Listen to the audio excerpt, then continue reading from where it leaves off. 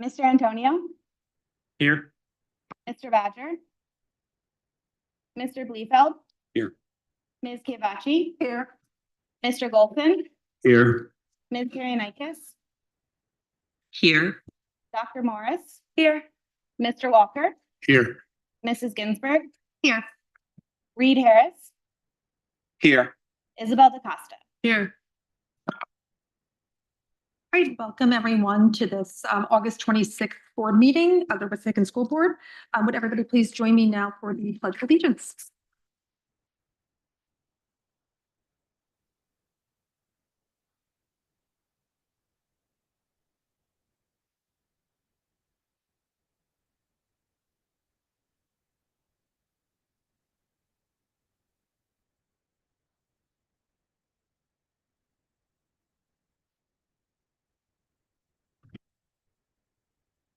Right, I'm taking a look at our agenda, and I apologize, I'm working from the paper copy, so I'm hoping I don't miss anything. Let me know if I do.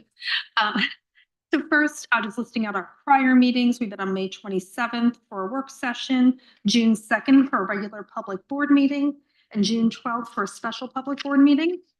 And our upcoming meetings include September 22nd, both the Communications Committee meeting as well as Curriculum and Technology. September 29th, we'll have a work session. And October 6th, we will have a regular public board meeting. And now we'll move on to presentations. Danielle? Hi, good evening, everyone. So tonight I get to introduce this year's New Stuff video, which is really exciting. But before we start it, I just wanted to give you some quick hiring facts from this year. We had our largest induction yet at 32 teachers, which was a big group. And since March, we've filled over 103 total positions. That was 48 sets of first-round interviews, 31 sets of teacher demo lessons for our administrators and hiring teams. And we received over 2,100 applicants in total this hiring season. So it's been very, very busy, to say the least. So a special thanks to our administrators who sat through all of those interviews and demo lessons. A very special thanks to the HR team for getting everybody in and onboarded, and our tech department for getting everybody the technology they needed, because without them, we could not have started on Monday. So they are the heroes in this story for sure. So and finally, I just want to say thank you to Kristen Rawlings and Elizabeth Epstein. They made this video possible. So we are going to run that now.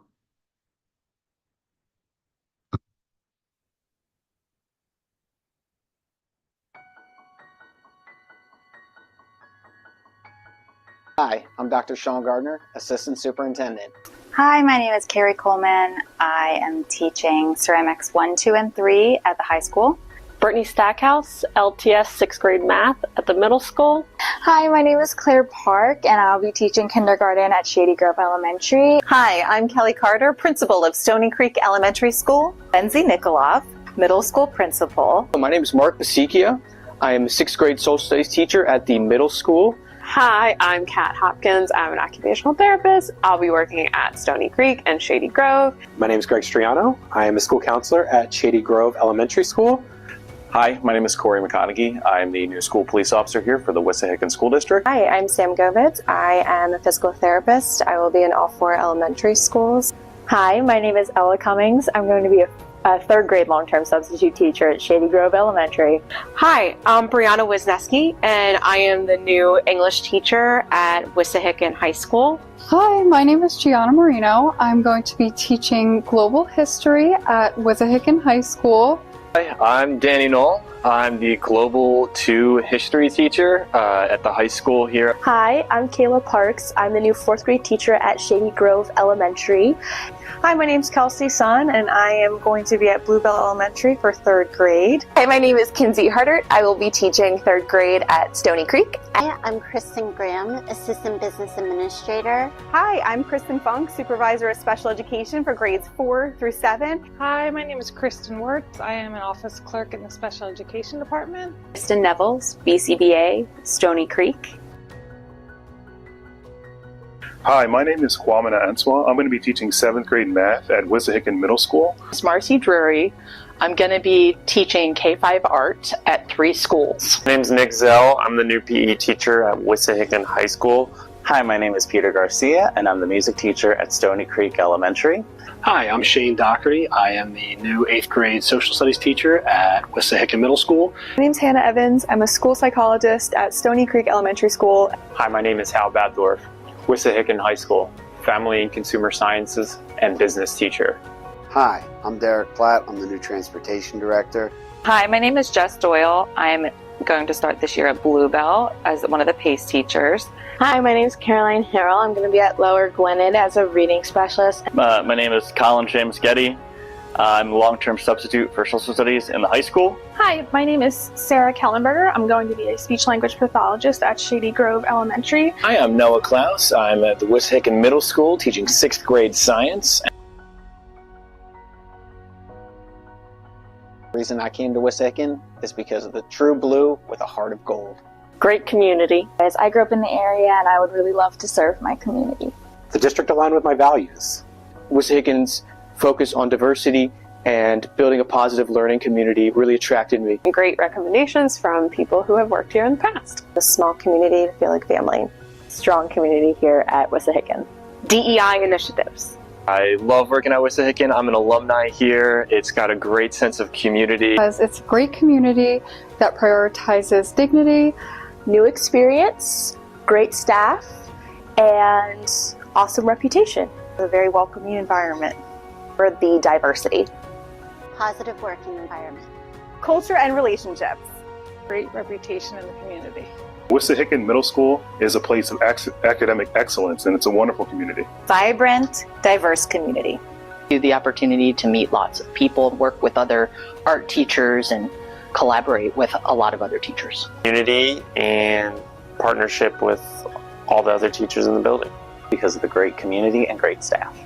The great reputation and the awesome work of students and staff here. The overall positive culture. Excellent reputation. I have worked here in the past and really enjoyed the environment, the staff, and the students. To engage with the community. I've heard great things about it. The students and the people. Dedication to children. It's a warm and welcoming environment. I fell in love with Wissahickon when I did my student teaching here last fall. Because I was really looking forward to joining a nice small district community, and I'm really looking forward to get to know everyone.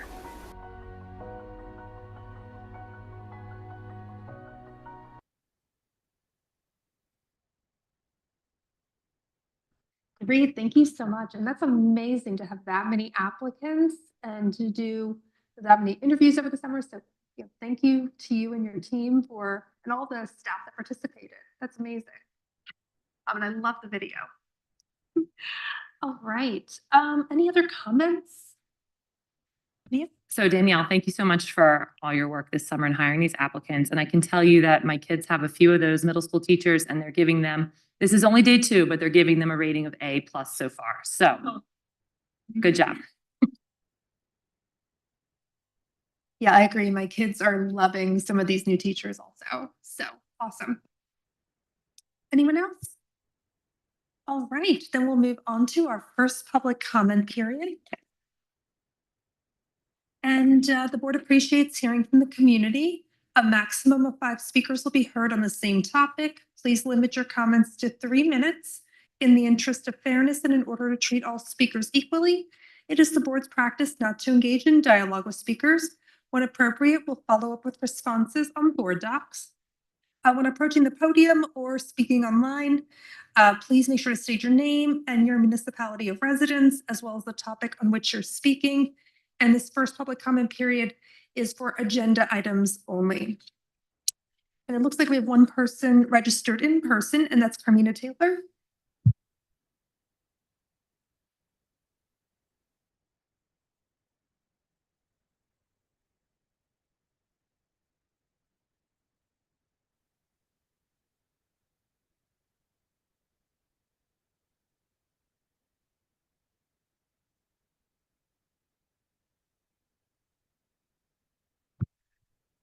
Carmina Taylor, hello. I fully understand you don't have to answer, but I just have questions. Board item number 7, the ongoing district priorities and the annual district goals. The questions that I have that I hope that will be answered when you present are how are you going to maximize academic achievement potential? How are you proactively working toward dismantling systemic and structural racism?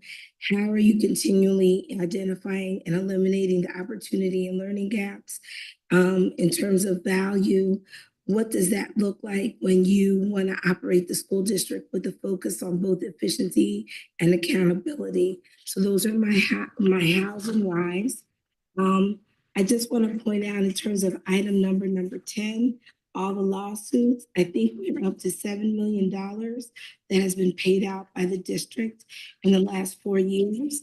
And I actually received texts earlier today from other parents just wondering how that is so high. It couldn't be that many families. But as I went to look at the descriptions of the settlement language, there was actually a lawsuit in the upwards of $300,000 that was to be paid all the way up to 2031. And this is an ongoing situation. And I know for a fact that there's a lot of Black families that have been looking and trying to work with the district to try to say that they're not getting an appropriate education for their kids. And I know white parents that have left the district because they got lawsuits. So I think there's a disparity there. Then the third question I have, so again, why is that number so high? And then just a question for Danielle that maybe she can answer when it's time. The director of security is a part-time position, but it's a grade 8. But the director of facilities, which I believe is a full-time position, is a grade 6. So just wondering how some of these idiosyncrasies are existing at the district. And I kind of tallied your new hires, and it just seemed there was 1, 2, 3, only 4 hires of color. So I'd like to see maybe of that 103, is there more teachers or people that were hired that are of color? So there's a disparity there. So again, item number 7, 10, and personnel. I don't know why you're reclassifying those positions, but just wondering why there's a difference between the security guard and the director of facilities. Thank you. Thank you. Is there anyone online? There are no hands raised online. Close our first public comment period and move into the board president report. And first, going to review an initial draft of our 25-26 ongoing priority areas and district goals. And the first one is academic achievement, maximize academic achievement potential of each and every Wissahickon district student. Racial equity, proactively work toward dismantling systematic and structural racism and increasing cultural competence in the school district. Opportunity learning gap, continually identify and eliminate the opportunity and learning gap at all levels. Value, operate the Wissahickon School District with a focus on both efficiency and accountability. And communication, effectively communicate with persons at all levels in the Wissahickon school community.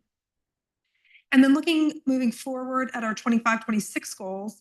And, actually, before we do that, why don't you first address those priority areas?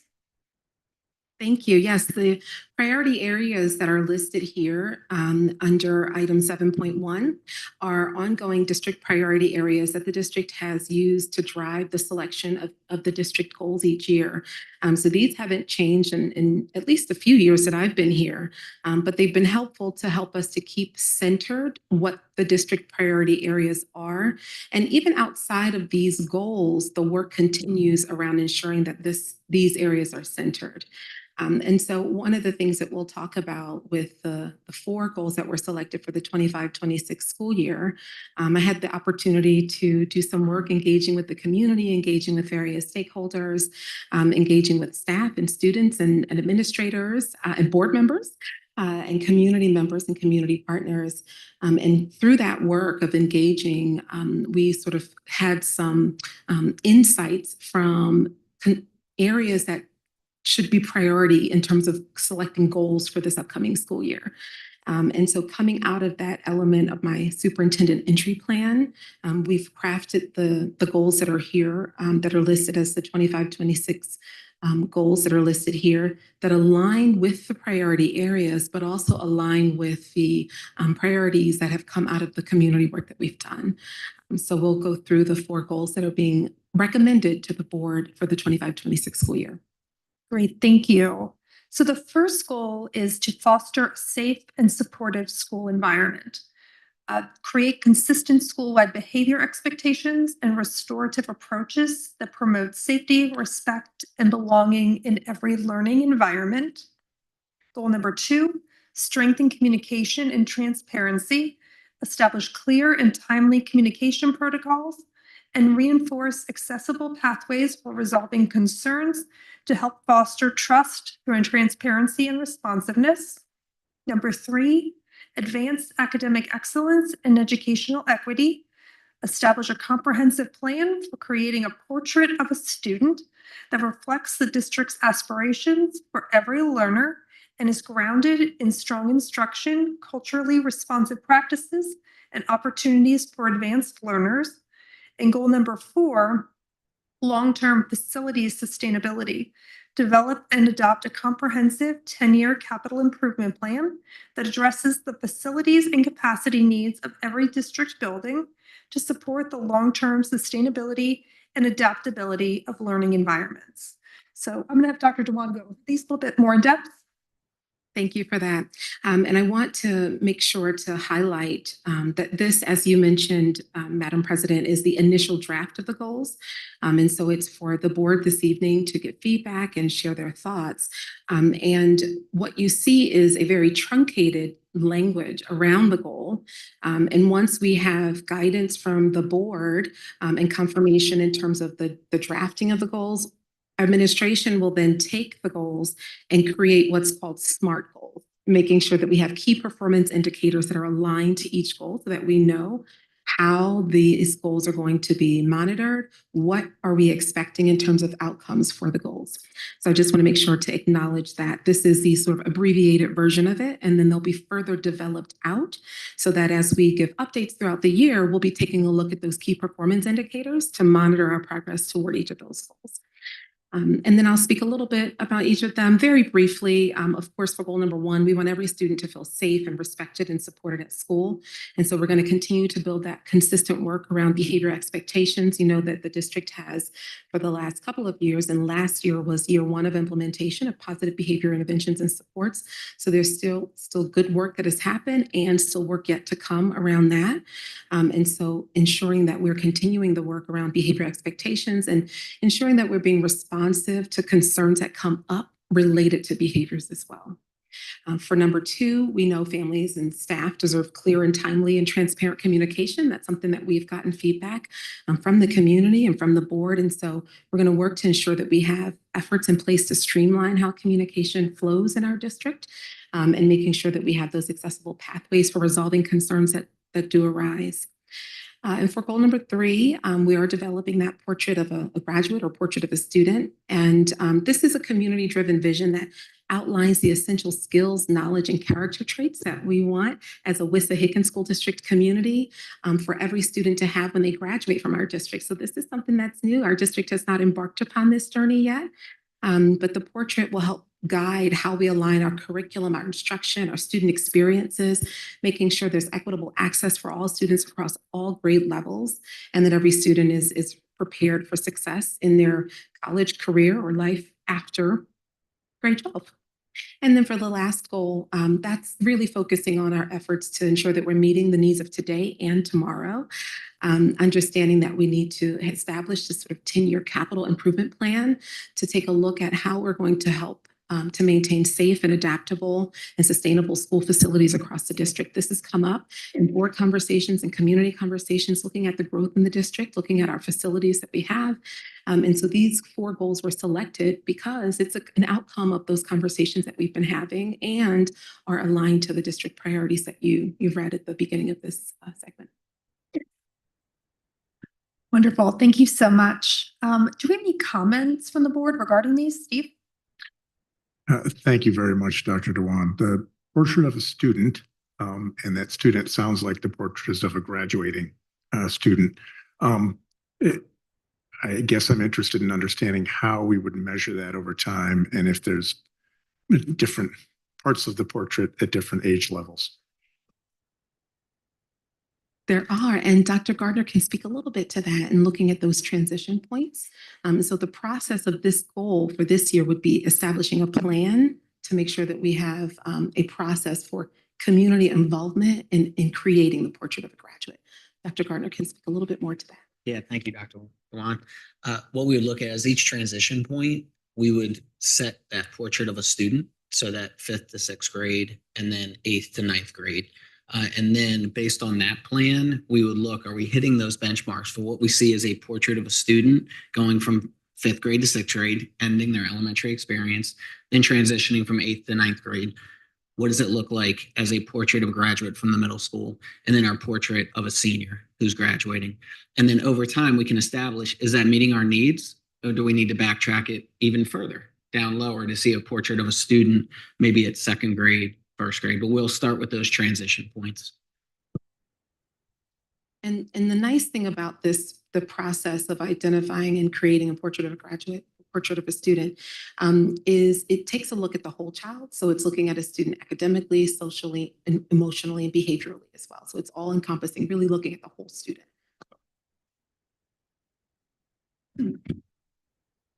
Thank you for these. I like how we're structuring this a little different from previous years. Very excited about the priority areas.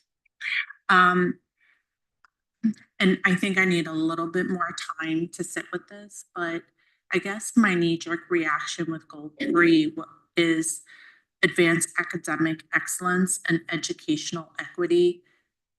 To me, can sometimes be in conflict or have different needs or priorities.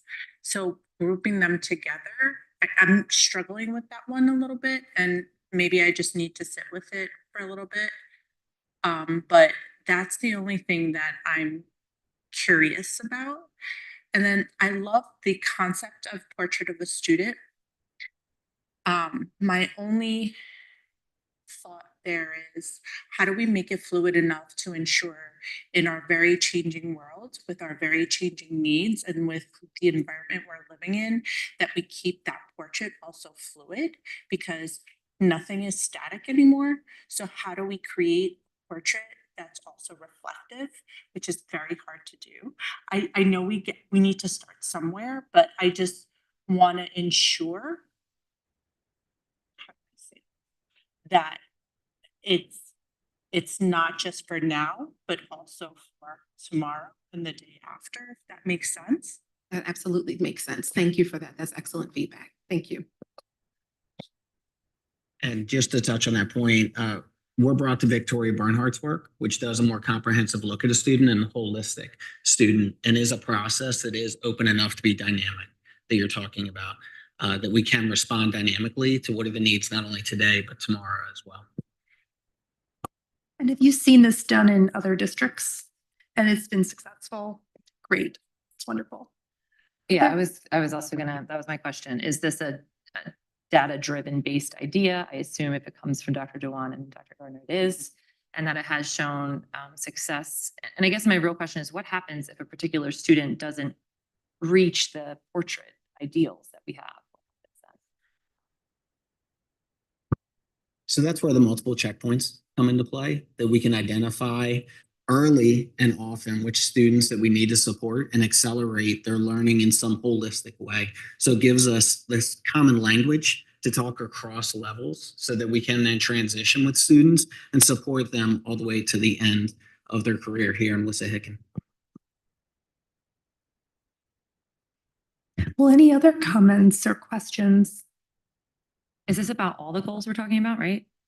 Okay, so sorry, we were stuck on that one. But for goal 1, my question was, I mean, I guess in the next meeting, will you like break down further things that you plan to like implement for these goals? Like my question was, I think we talked about this before, but reviewing the student code of conduct as part of maybe under number 1. And then I know we're really driving PBIS right now, which I think is great. My question is, do you think that works for every student? And if not, like what other supports or incentives or consequences or whatever you might call it would be in place for students? And maybe you can speak more to that, once we get like deeper into the goals, but that's just like a question I thought I had. Thank you for that. The direction of the board related to these goals is going to help us in terms of the next steps to bring forward the final goals. And so the feedback that you're giving, the questions that you have will drive some of the additional content that we'll build out around the goals. Thank you. Any other comments or questions?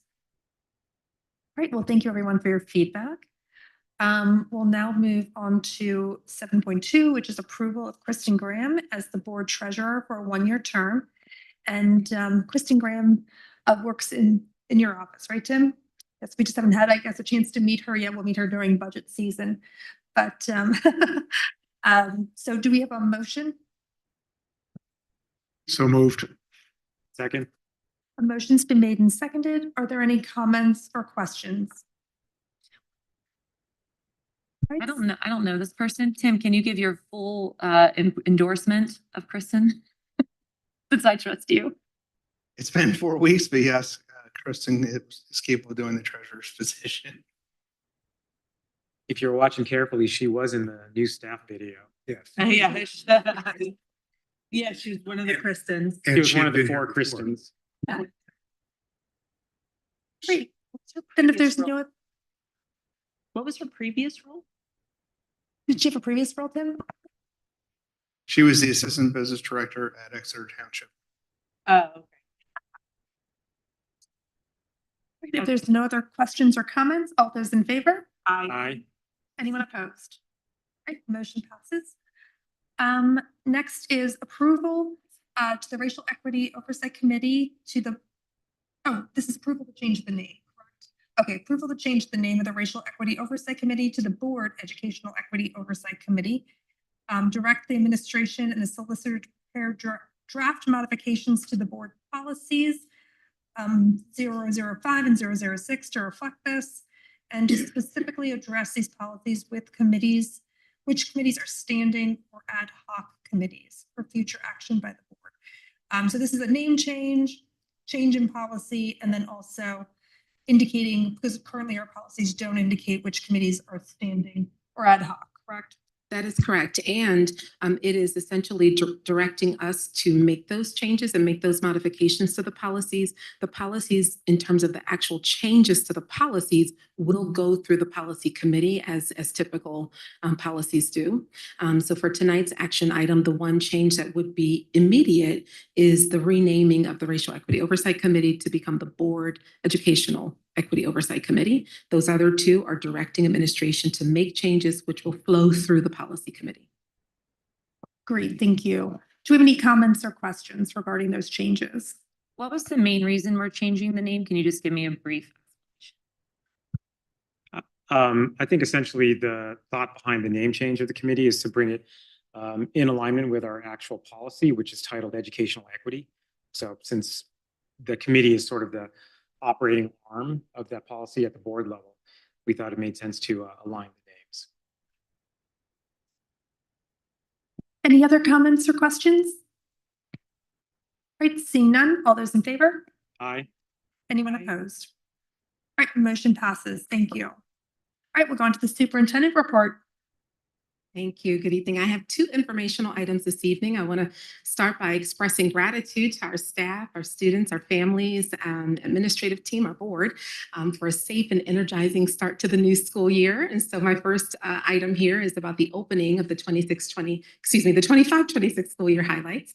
But to talk about the opening of the school year, I have to go back a little bit to talk about the summer, because it was a busy summer. Our summer was filled, as you know, with our 12-month employees working hard to prepare for our schools, our systems, our programs, our staffing, as we heard from Danielle this evening, to get us ready for the start of the school year. And so I want to say thank you for all of that tremendous work over the summer to all of our teams, all of our departments, and all of our leaders, and all of our 12-month staff. The summer also afforded opportunities for professional learning for our administrators. And so there were several instances that we worked throughout the summer on professional learning opportunities. And so all of that work led up to the staff opening day, which was last week. And at that event, we were greeted by students who were on our cheerleading team and our high school band to welcome staff back. We heard welcoming remarks from our board president, from our director of HR, Ms. Hay, from our WEA president, TJ Carasello, and myself as the new superintendent. And then our assistant superintendent and I, Dr. Gardner, and I hosted a Family Feud game whist edition style.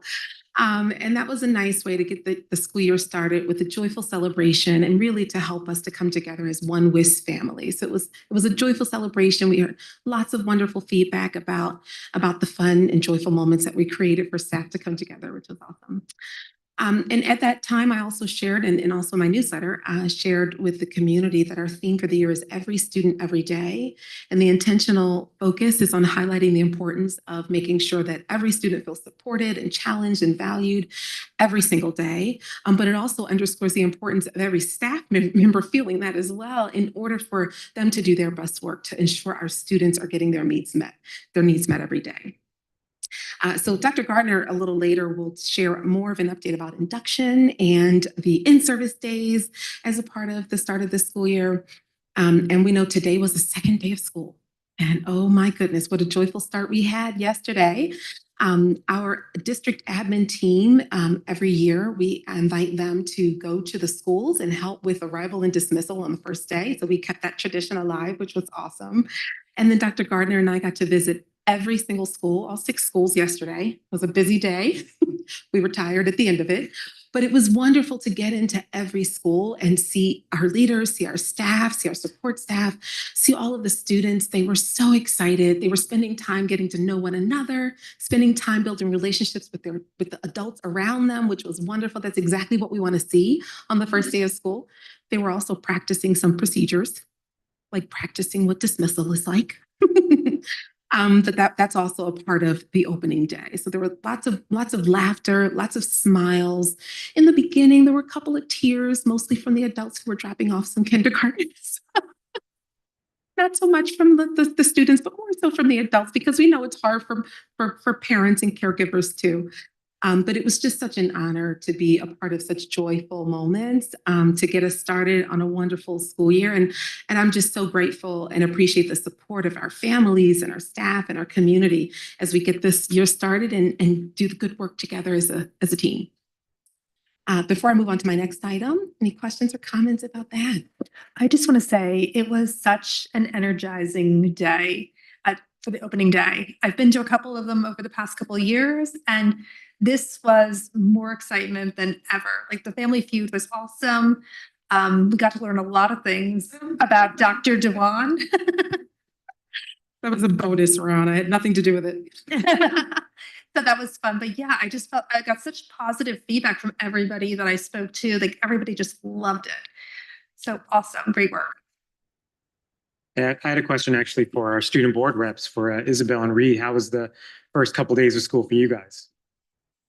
It was good. We also had freshman orientation the Friday before school. So all the WISLink leaders came to help welcome the freshmen. So that was a huge success. I think we had over 85% of freshmen come to freshman orientation. So that was huge this year. And it was great to help them get acclimated. I think they felt better after the tour. A lot of them got lost the first day, but they got there eventually. So, and it was great also to see the teachers and be back for one more year. Yeah, as for me, same thing. I second what he said. I think the WISLink faculty members, they also said, I think this was our highest turnout ever. So that was exciting. And actually, one of the students in my WISLink homeroom recognized me. So I was like, I was just walking around the hallways, and then someone yells out my name, and I was very scared, actually. I thought it was an adult for a second. But just to find out it's a freshman, it was very loud. I thought it was an adult. And I walked to algebra class. She was actually going the wrong way. So I did help her get there. At one point, I did get 6 people asking me where's F hole, where's E hole, where's L hole, where's D hole. And I can only do so much, but yeah, it was really nice.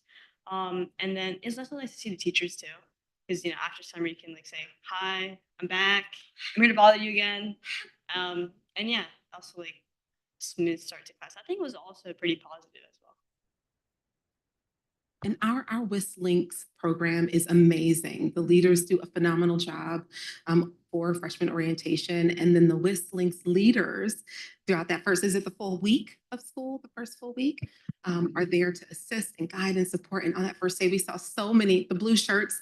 Every time we saw the blue shirts, I stopped and said, "Thank you for your service. Thank you for your service," because they might have helped a couple of district leaders too. But you just do such an amazing job of helping to reassure freshmen, but also other students who might be new to the school to know that they see that blue shirt, they know that you're there to help. And it's incredible the work that you've done. So thank you. And our staff leaders who have led that work as well.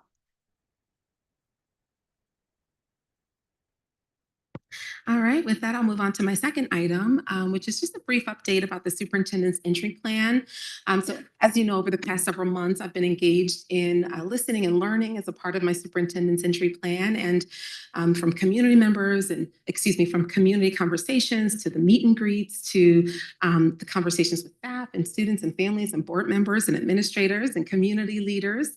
The summer also afforded an opportunity for some new activities, which were my outdoor office hours, which was fun, very intimate, and very well received.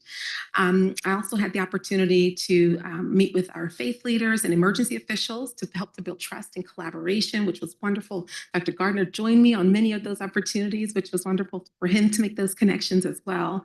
And last spring, the board might recall that I shared with you as a part of my superintendent's entry plan, the more expansive version, a 90-day timeline with deliverables for the board. And I provided early insights to the board during the board retreat in June. And then this evening, the board reviewed goals that are our initial draft of goals, but those aligned to the priority areas that we identified through the insights that we gathered from those entry plan experiences. So there's this thread of connecting all of these pieces here, which is wonderful. And so by day 90, which will coincide with the fall, in fact, somewhere around the next board cycle, we'll bring forward my superintendent's entry plan summary report. So I'll have more detailed information to share. In the meantime, I'm going to continue to provide the weekly updates to the board about my entry plan, and just to reflect on the themes that have emerged. These are themes that I shared during the board retreat, themes that you see connected to the board goals this evening, themes around our collective focus on safe and supportive schools, thinking about strengthening communication and transparency, advancing academic excellence and learning for all students, and addressing the facilities and capacities needs. So those are those priority areas that come from those themes, that come from the conversations that we've had and we've heard from all of the stakeholders. And so I continue to update the board, and I look forward to updating the community and the board from all of the listening and learning and turning that into action and implementation as we move forward together. So tonight is just sort of an update for the community, but this is not news for the board because you've been kept abreast of my updates from the board retreat all the way through the weekly updates that I provide to you. And then at the next board cycle, that October meeting, I'll have an extensive presentation to share with the board and the community. All right, thank you. Great, thank you for that update. Any comments or questions from the board? Tia? I just wanted to say, Dr. Noel, I think you've done a really great job. And I know you went to a lot of, you put in a lot of effort into like setting up times where the community could meet with you. I know you've done a lot of listening and just really reaching out to people, and like you said, stakeholders in the community.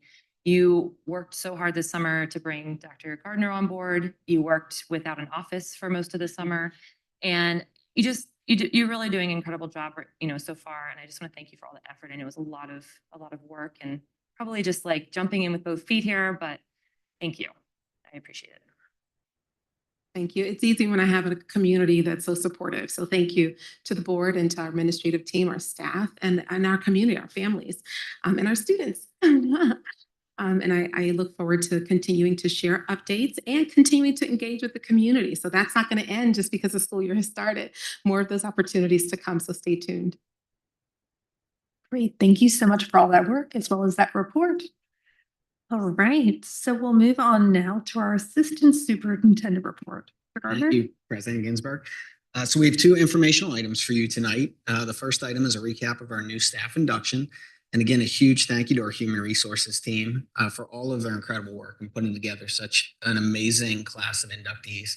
I also want to thank Isabel and Reed. I think they are honorary members of our admin team now because they participated in multiple second round interviews this summer on their own time. So thank you both for taking the time to help us hire quality people and quality teachers. So new faculty members in their first 3 years in the district participate in the induction program. And we had an incredible 3 days of induction. There was a lot of energy and excitement in the room. Our year one inductees were engaged in learning sessions by administrators in various departments and in our building leadership teams. We started with a brief motivational speech to kickstart the day. And I do say kickstart because Dr. Dewan did do a high kick for everybody. It was amazing. Yes, yes, it was awesome. We had an overview of benefits and school district policies and procedures from our human resources department, a comprehensive overview of student services from our student services department, an introduction to staff affinity groups from our director of equity and cultural responsiveness. How we use technology in multiple ways throughout the district was provided from our director of technology and our instructional technology specialist and coach. We had an overview of supervision and evaluation from our curriculum and instruction department, and that's our Department of Teaching and Learning. We had an introduction to culturally relevant and sustaining educational practices from our Director of Equity and Cultural Responsiveness and Director of Teaching and Learning. We had an understanding of the 4 domains of the Danielson model through a lens of equity and cultural responsiveness, led by our principals and assistant principals. And let me say, being new here to the district, this was remarkable. And I've worked in multiple districts over my career. This is the first district where building leaders led induction workshops. So a huge kudos to all of us in this room to support that, and an outstanding job by our building leaders with that. And we also provided an opportunity for our inductees to work with their mentors to get familiar with WIS Nation and the workflow for the school year. Our year 2 inductees continued their work on the multi-tiered systems of support, MTSS, differentiated instructional practices, proactive behavioral strategies, mental health first aid support, and restorative practices.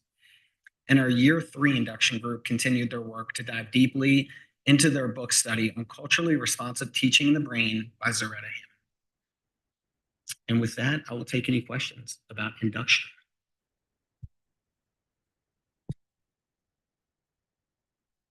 Any questions, comments? All right. So no, I just feel like I have to give him a hard time. It's his first time, so. It's not working? Well, it's really exciting to hear all these sessions that are done for induction for the first and second year teachers.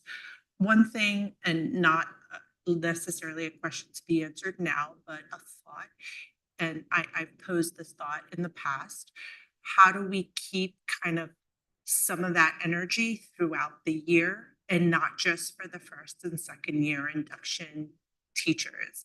I think it's really refreshing to have all of our teachers, whether it's at the building level, if we could have it at the district level, together at different points in time throughout the school year to kind of reinforce some of the things like our priorities, our code of conduct, what to do in a mental health first aid crisis. Like, these are all good reminders to have throughout the year and not just when we're kicking off the school year. Of course, we need to do that at the beginning of the year, but I would love for us to kind of evolve into thinking, how do we kind of keep that pulse throughout the year? But good work. I'll give you harder questions in the future. Thank you. Thanks, Zappy. And I'll say all of the thank yous goes to the departments that led all of these workshops. It was just incredible work. Okay, we'll move to 9.2, staff professional development highlights.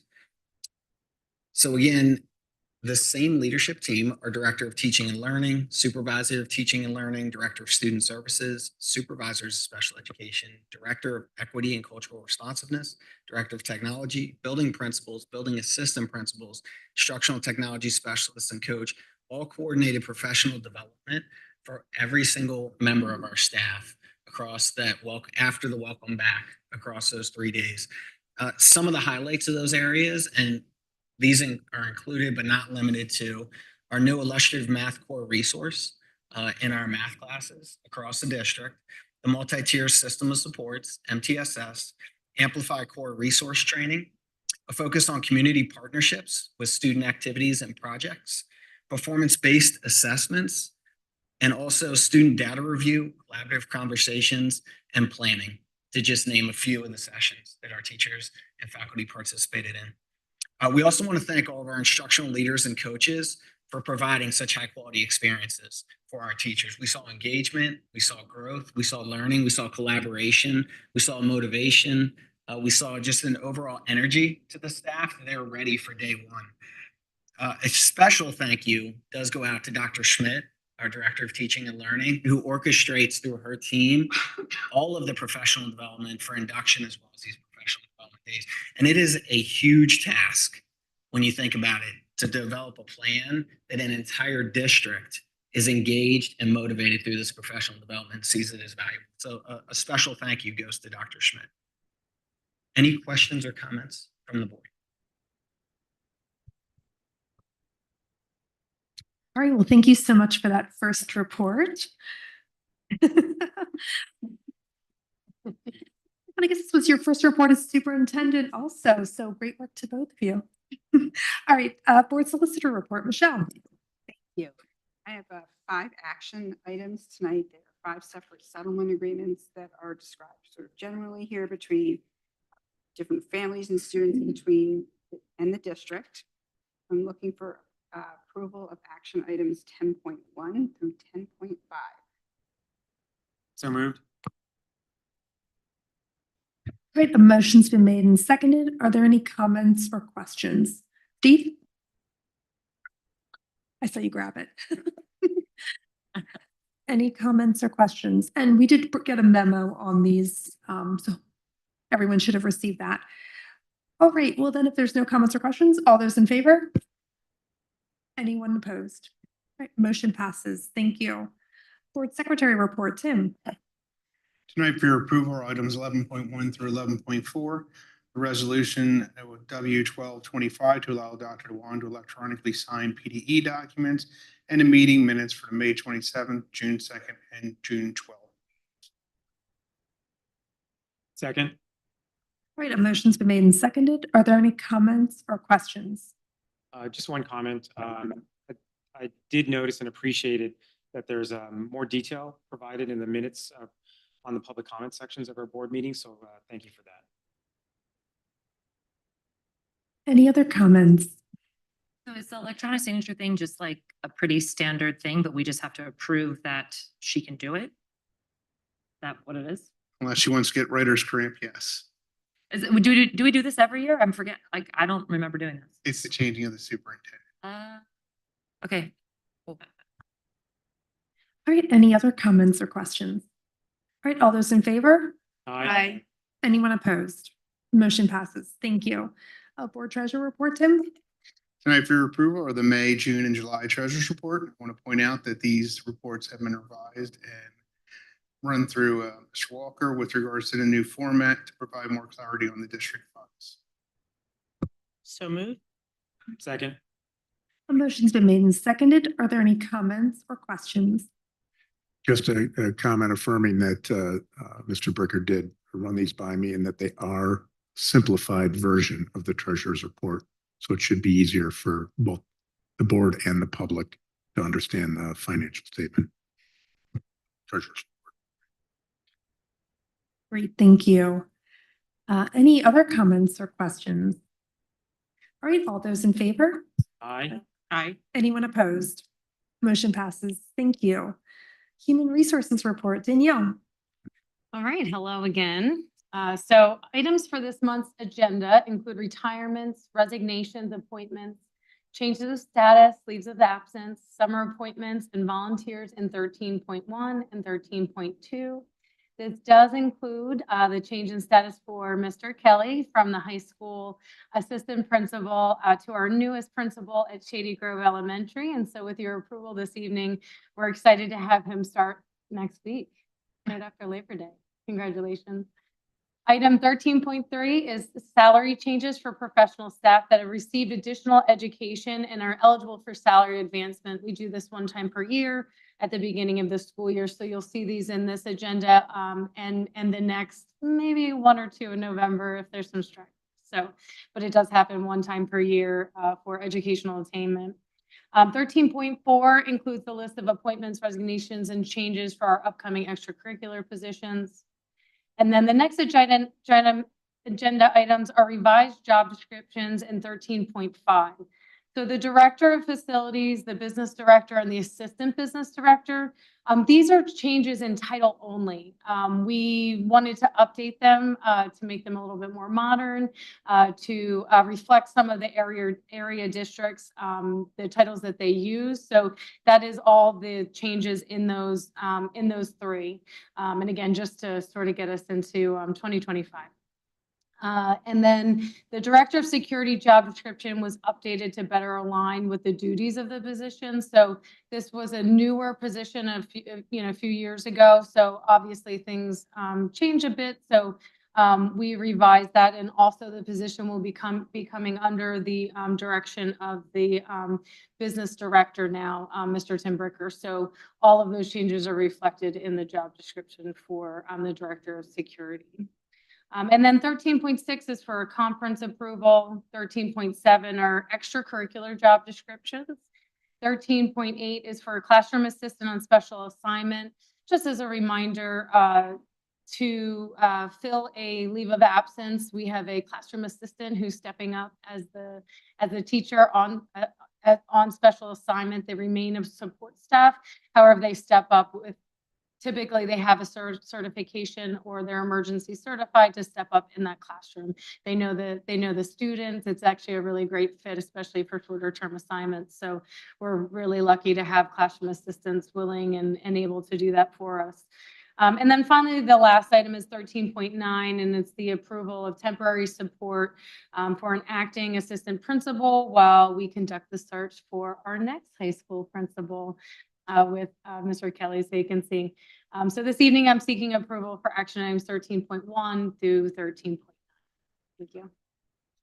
Great. Thank you for that report. Do I have a motion? So moved. Second. A motion's been made and seconded. Are there any comments or questions? Debbie?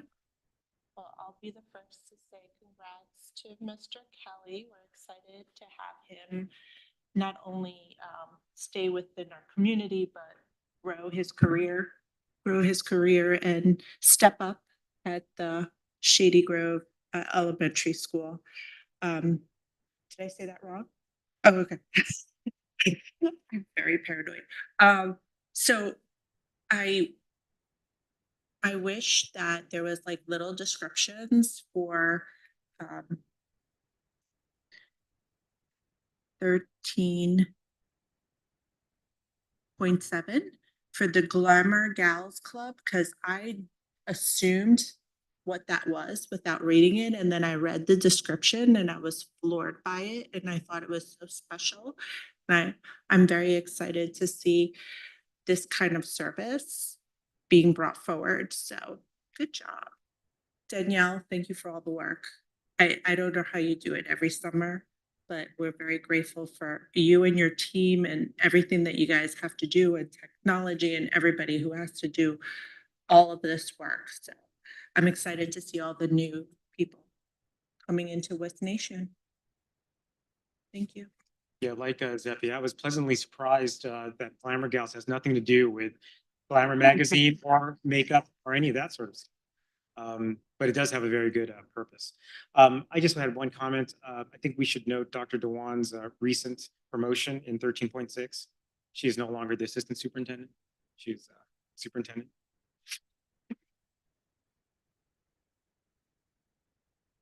Great, thank you. Any other comments or questions? All right, then all those in favor? Aye. Aye. Anyone opposed? All right, motion passes. Thank you so much. And yeah, thank you again, Danielle, and congratulations.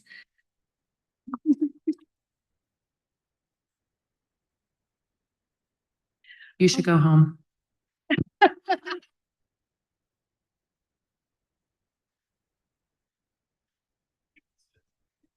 Make sure you take some cookies on your way out.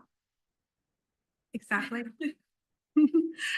All right, so now we'll move on to our committee reports. Communications Committee, Zeffie. Hi, just an informational item for the school year 2025-2026. We have 3 scheduled communication committee meetings. One that Amy already mentioned, that's coming up in a couple of weeks on September 22nd. That's at 6 p.m. here in person. January 20th will be via Zoom. And then the last one's April 6th, which is also here in person. Hope to see you all there. That's all for me. And that's a good reminder. Public is welcome to all of our committee meetings. So please feel free to join us here for those in-person ones or via Zoom. Any comments or questions about that meeting schedule? All right, then we'll move on to our Curriculum and Technology Committee. Ian? Thank you. I am actually going to pass it to Dr. Gardner, and we've discussed this beforehand. He's ready to go. We did. Thank you very much. That pass of the baton, if you will, maybe pass of the mic. So before we get started on reviewing our information and action items, we wanted to provide an update regarding the MVP Modern World Studies Honors course that was discussed in our last board meeting on June 12th. Imagine Learning, which is Ingenuity that offers a course through the MCIU, has made updates to the course. However, the course is still not currently being offered to our students per the June 12th decision in our school. We also wanted to provide clarification about item 15.3. So item 15.3 is for the approval of anticipated outplaced educational services and tuition costs.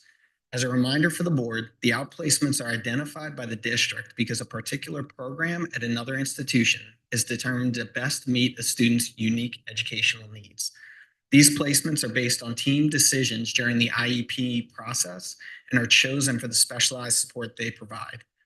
In a confidential memo to the board, I've continued with the past practice of providing the board with details about the specific services needed at these outplaced institutions. Great, thank you. Were there any comments or questions regarding any of these items? Well, that's just the clarification. I haven't got to the items yet. Oh my goodness, I'm sorry. Comments about the You're pausing there for me to take it. questions or comments about the clarification about those two before we get into the items? Just as with regard to the MCIU, the Edgenuity course, are you able to provide a memo to the board just describing like what the changes were in that course so that we can, if necessary, reassess like that decision? Yeah, so we'll actually be discussing that in our BCTC meeting planning to determine if we're going to move forward with a more formal presentation and recommendation to the BCTC meeting. So we'll work on that together. Perfect, thank you.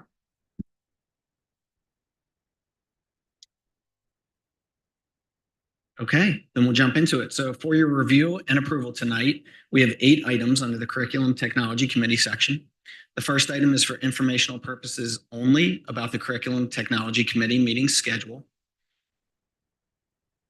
Item 15.2 is the approval of start and end times for the 2025-2026 school year. This is an annual agenda item.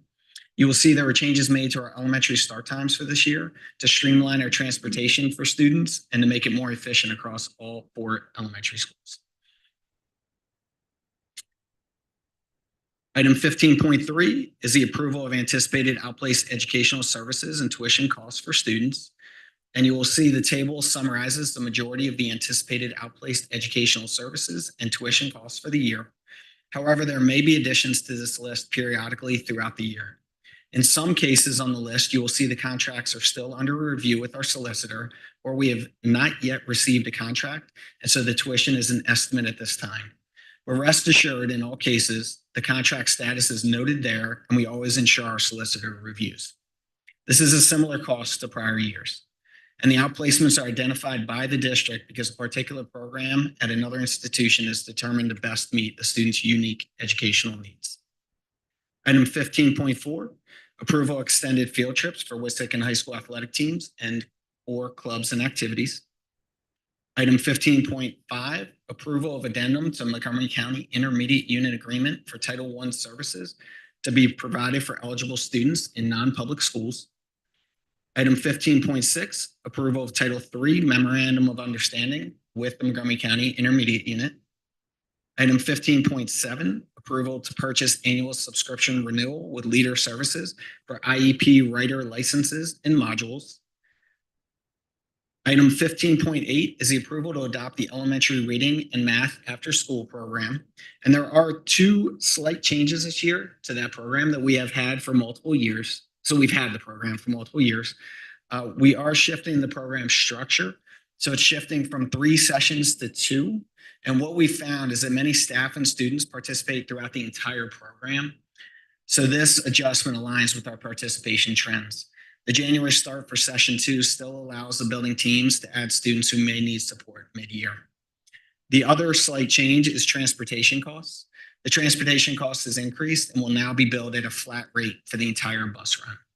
And as in previous years, the elementary principals will send out a communication to their school communities in late September to raise awareness so families are informed in case their child is invited to participate.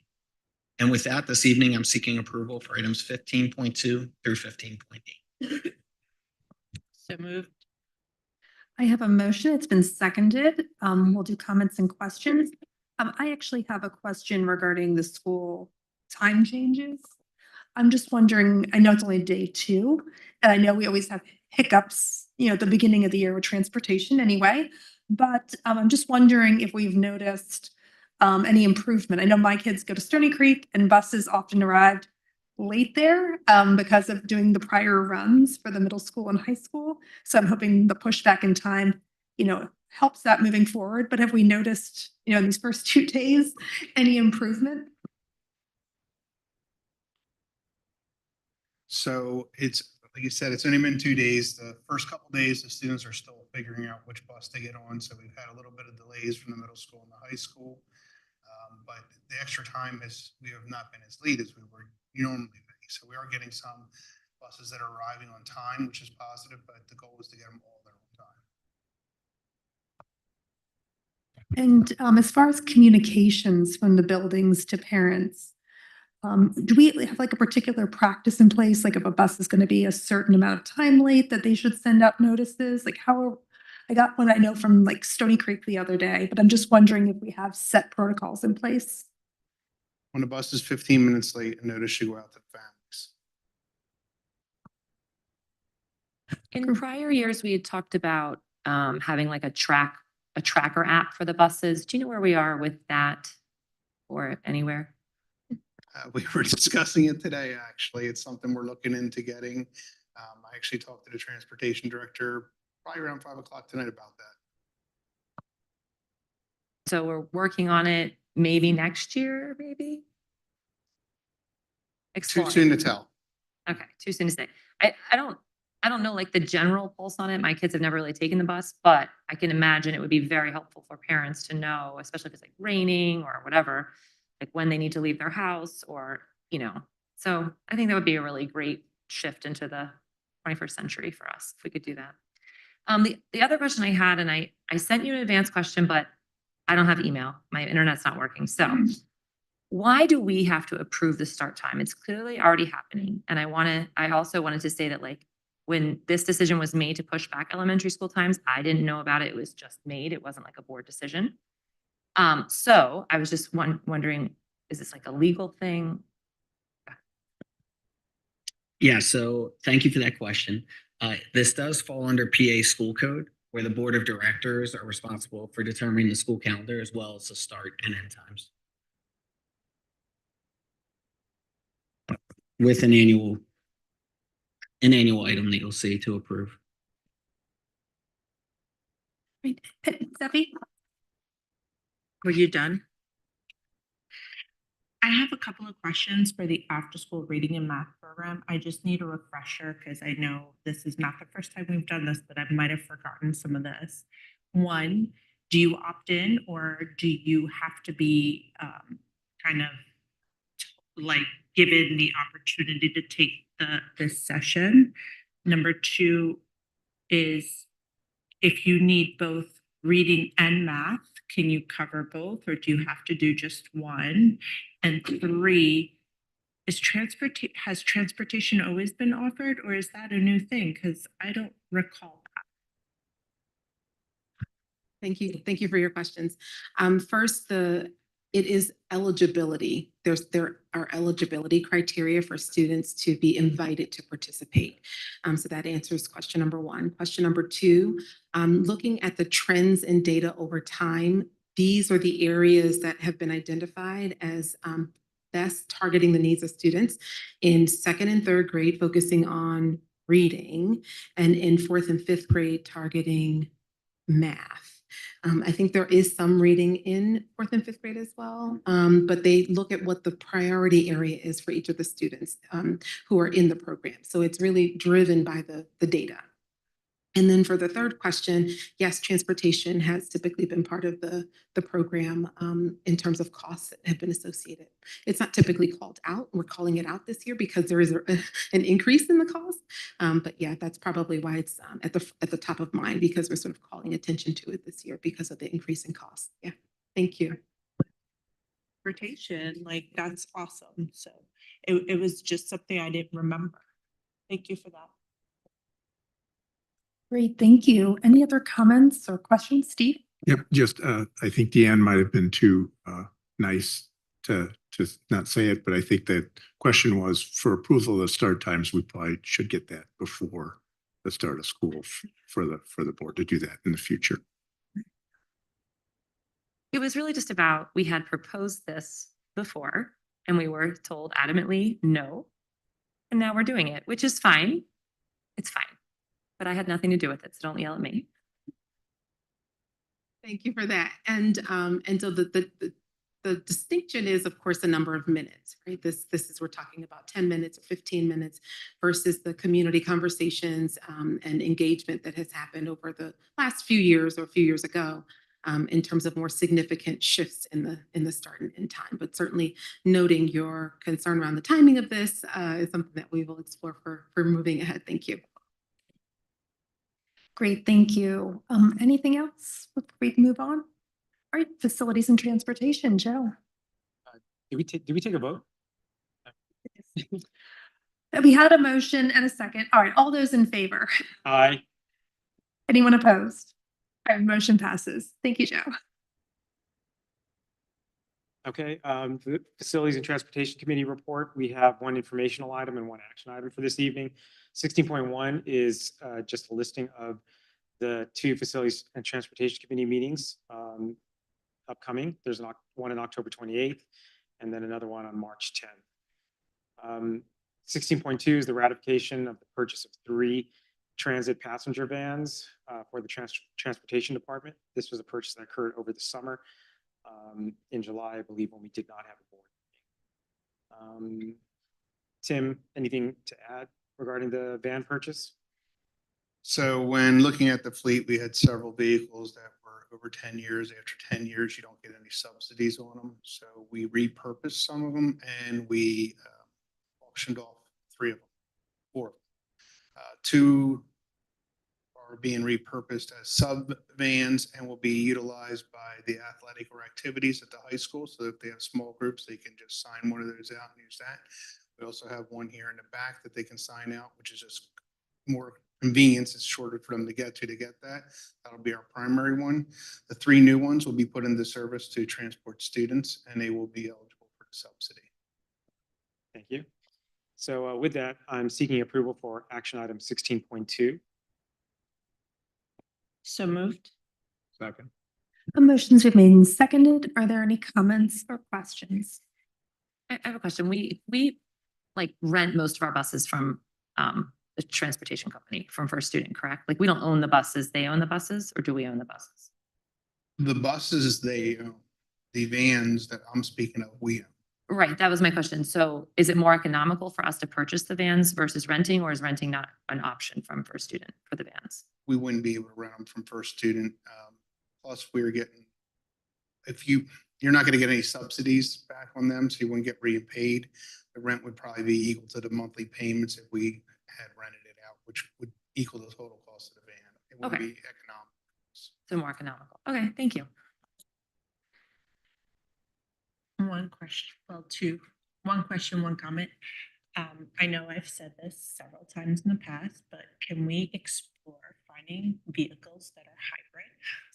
I'm assuming these aren't. No, these are not hybrid. We did look at that earlier last year. But space, time, and constraints did not allow us to look at it. We're looking at plug-in electric vehicles, which we will continue to look for in the future. Appreciate that. And I do think it's a good idea to have vans for our athletes. I know that's often a hurdle for some of our high school kind of athletes getting to and from places. So I think that's a good use of some of the older ones. So that's exciting. Thank you. Great, thank you. Any other comments?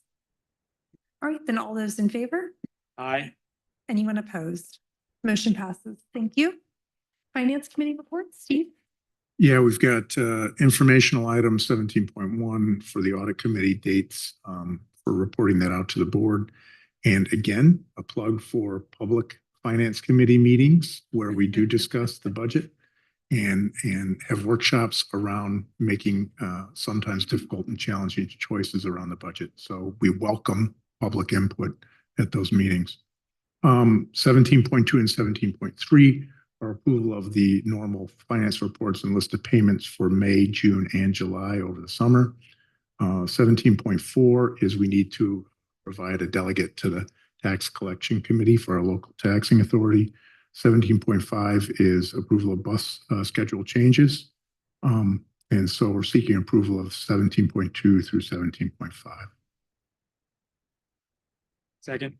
A motion's been made and seconded. Are there any comments or questions? Just one question about the tax collection committee. I don't recall us having to approve it in the past. I was just curious about what the nature of that committee is. Tim, can you give us more information about it? The Montgomery County Tax Collection Committee represents all the taxing jurisdictions, school districts, and municipalities within Montgomery County.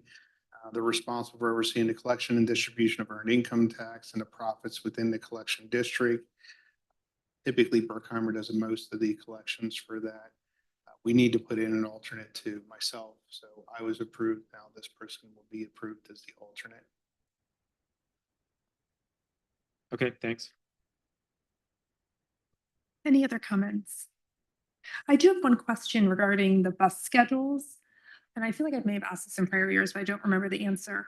Do we pool resources like with other local schools? Like if we have a number of students going to a particular Catholic school that we're busing them to, do we also have like Upper Dublin students, North Penn students? Like, do we try to work with other districts to bus those students, or do we just take our own to wherever we're going? Because it's taxpayer funded, we right now just do our own. We have talked about joint ventures with some buses and when they were having shortages. However, it's never panned out or worked out timing wise for their students and us to meet up at a location to get the bus to where it needs to go. Great, thank you. All right, then, any other comments or questions? All right, then all those in favor? Aye. Anyone opposed? Motion passes. Thank you. Policy Committee, Marshall. Thank you, Amy. We have one informational item this evening, including the dates for committee meetings this year. We will have policy committee meetings, which are public, of course, taking place on November 10th and February 17th, 7 p.m., both meetings at 7 p.m. and both by Zoom. Concludes my report. Great, thank you, Marshall. Any questions or comments? All right, thanks again. We don't have to approve that, right? That's not an action. Okay. Racial Equity Oversight Committee, Paul? Oh, he's not, I was thinking he was virtual. Joe? Sure, I'll take it. As per the board's action earlier this evening at future meetings, this section will be titled Board Educational Equity Oversight Committee. And 19.1 is informational for this evening. It's just a list of meetings for this committee over the course of the year. There's quite a few. And I just also want to note that while most of the meetings are via Zoom, we do have 2 meetings a year, upcoming November 20th and then on March 17th, which are in person and intended to be more of a community conversations and dialogues with our stakeholders and constituents in Wissahickon. So encourage folks to participate in any or all of those in the upcoming year. Thanks. Great, thank you. Any comments or questions?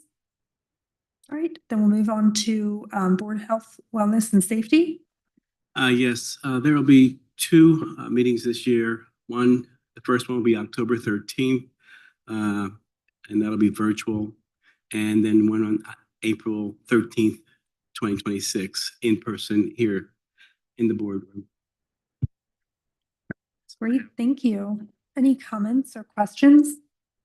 All right, then we'll move on to extra board representative reports, extracurricular committee. Marshall. I have nothing to report this evening. And I don't have an MCIU report. We haven't met yet. North Monco. So there was a board meeting last Monday. The future plan for the district in terms of possible enrollment at North Monco was reviewed based on community growth, et cetera. It was also recognized that the number of incoming students for North Monco is the highest it's been for a while, and a lot of that is due to Wissahickon sending 9th grade students for the first time to North Monco. Great, thank you. Any comments, questions? All right, thank you again. PSBA. I was hoping to talk about tonight what was in the Pennsylvania state budget for education, but there's no budget yet. So maybe next time. Anything for ERC? Not at this time, thank you. All right, thank you for those reports. And any comments or questions? All right, thank you. All right, well, that brings us now to our second public comment period. Again, the board appreciates hearing from the community. A maximum of 5 speakers will be heard on the same topic. Please limit your comments to 3 minutes. In the interest of fairness and in order to treat all speakers equally, it is the board's practice not to engage in dialogue with speakers. When appropriate, we'll follow up with responses on board docs. And whether you're in person or online, please state your name, your municipality of residence, and the topic on which you're speaking. All right, first we have Joseph Knefis, and I'm sorry if I said that incorrectly.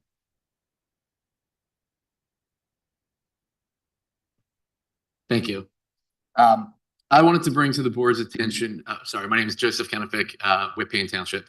Thank you for having me. I wanted to bring to the board's attention a situation that is currently happening with student transportation. My children attend St. Genevieve School in Flowertown. The current afternoon schedule has them leaving school at 2:35, not arriving at our bus stop home until 3:50. That is nearly 90 minutes of time on the bus for my 6- and 7-year-old children to go the 7 miles from St. Jen's to our bus stop. Myself and a number of other parents have called and emailed with Derek Platt, and he has given us the following reasons for the long bus times. Number 1, not enough drivers.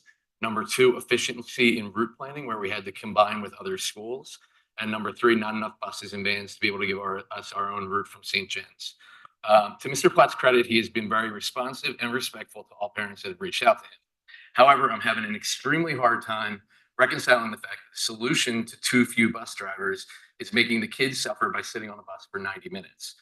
That's ridiculous and quite frankly not in line with the values of the school district. The tagline on the website says true blue and a heart of gold. Is a heart of gold making 6- and 7-year-old kids sit on a bus for 90 minutes? That's cold-hearted, not a heart of gold. So why are there so few bus drivers?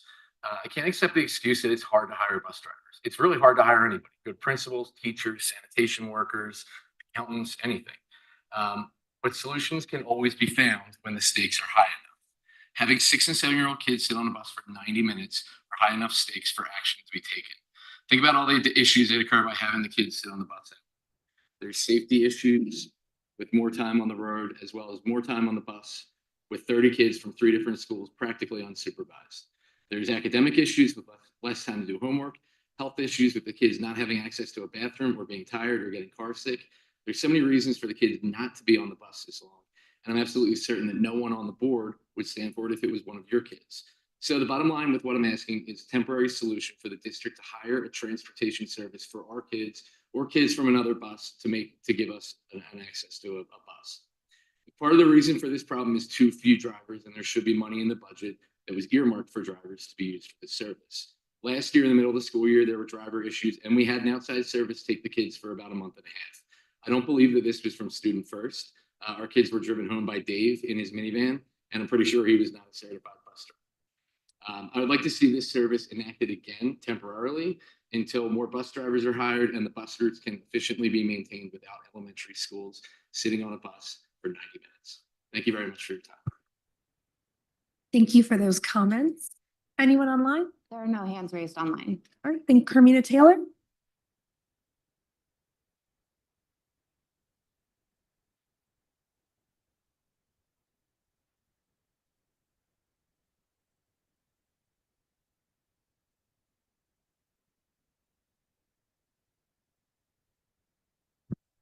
I just want to level set this conversation, to tell you that I was hit by a car as a pedestrian a month ago.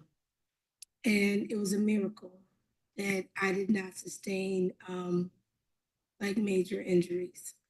God saved me. And ever since I have been trying to recover from being hit by a car, I've had a self-assessment of where I really think I need to put my energy towards.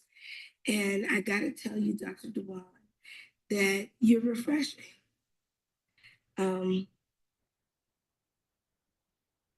I've criticized this board for years. There's a drastic difference already with you being in this room. And some mother messaged me on Messenger 2 days ago and asked me, what could they do to get rid of you? And I said, there's nothing you could do because the board has made their decision. And I'm sitting here and I'm listening to all of you guys. And I'm like, I don't want to get back up there and be negative. And so I'm going to resort to my energy of falling back. The ball is in your court, Dr. Dewan, to lead this school district in the next 5 years.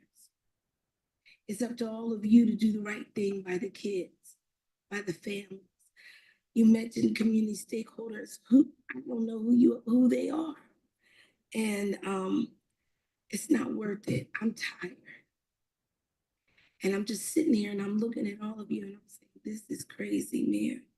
Because I could come up here and give you stats and data and things that I want you to improve on. But right now, there's no accountability measures in the Pennsylvania public education system that hold board members accountable. I don't want to go to court with any of you. I don't want to waste my time doing that. So I want to just leave you with one note. I received a text today from a teacher, a Black woman who's been in this district in elementary school for the last 6 years. And she had some situations that happened to her at the school. And the one thing that she said is, I don't know why. These white people don't care about me. I'm traumatized by my experience. They made me hate myself and I don't matter. And I responded to her and I said, girl, I love you. I am here for you. You have the responsibility of learning and teaching children. You matter. And so, Dr. Dewan, I'm just hoping and praying you do the right thing based on your lived experiences, based on your desire to be a school board superintendent. And for all of you, life is short. You're responsible for other people's lives. I hope you make the best decision. I am not coming back up here to complain. I'm going to fall back and watch all of you because my life is important. My health is important. The best of all of you. Thank you so much, Carmina. Carmina. In 6th and 8th grade, and hopefully we'll get some answers on that. But God, hopefully lead this school district. Thank you, Carmina. Anyone online? There are no hands raised online. All right, then we'll close second public comment period. And we'll move now to board comments. Any board comments this evening? I just wanted, starting AP classes this year, I was made aware that the school, they used to pay for 2 AP exams for each student. I understand with the budget that was not possible this year, so students would pay for any AP exam they choose to. I just wanted to put out there that I feel like I definitely heard from other students that it's $100 per exam. So if you're taking a bunch of exams, it definitely can add up. And I know that there are waivers for students who have those accommodations, but like if you're taking 4 or even 3 APs, like that's $300. That's not nothing. So I just thought I would share. Yeah, thank you for sharing that, Reed. Any other board comments? All right, seeing none, do we have a motion to adjourn? So moved. All right, all those in favor? Aye. Anyone opposed? All right, motion passes. Thank you. Good evening, everyone.